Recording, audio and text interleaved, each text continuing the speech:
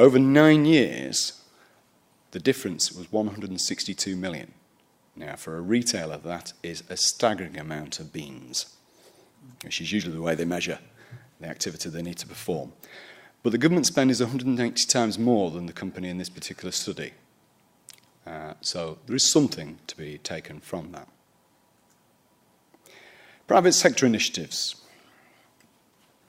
Got to say, I think we all face the same challenges. It's a difficult market at the moment. The private sector have embraced risk management, so much so that they're actually starting to try and change the word risk to something that doesn't sound risky. I had a conversation with a financial institution that said they'd banned the word risk. So they managed something, but it wasn't risk. The private sector have embraced revenue recovery projects. And what they're saying is, let's look backwards and see if there's any value to be taken from optimising the contracts we already have put in place. Many of them have resulted, that we've seen, in substantial refunds being obtained.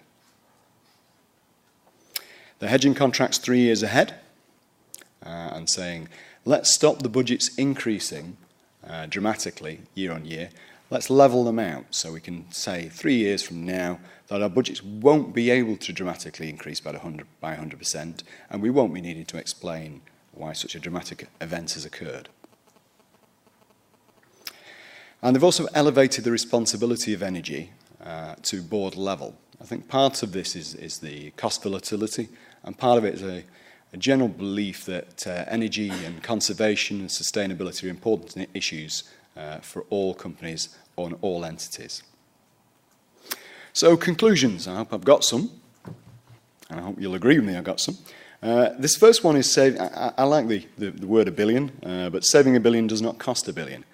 What struck me is that there are tools that allow private companies to save costs, and they tend to work on the basis of a payback period. So something that costs £50,000 would need to pay itself back within 1, 2 or 3 years. However, my experience is the UK government doesn't work on that same basis. So a tool that, for instance, costs £50,000 that may save, say, 2 or 3 million, would not necessarily be employed. And that's because the budgets used to put tools in place to save money are not necessarily connected with the savings themselves. Harsh reality. Risk management here to stay. I think we've all learned from recent financial calamities that all financial risks and all business risks and all government risks do need to be looked at.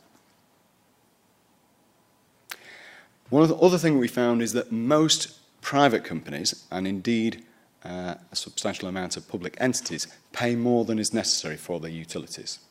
Just across the board, there's very, very few entities, indeed, that seem to have a good handle on this subject. It sounds obvious, but proven strategies are essential. We were absolutely amazed at how many entities were employing strategies that they couldn't explain, let alone decide whether or not there would be proven value at the end. And lastly, Sam is my PA, and I've put a number on here. I've not done a public services event before, and I'm interested to potentially get some feedback or any questions, or anything whatsoever, including a show of hands to see whether anybody's learnt anything, apart from this chap here who's excluded. So thank you very much for listening.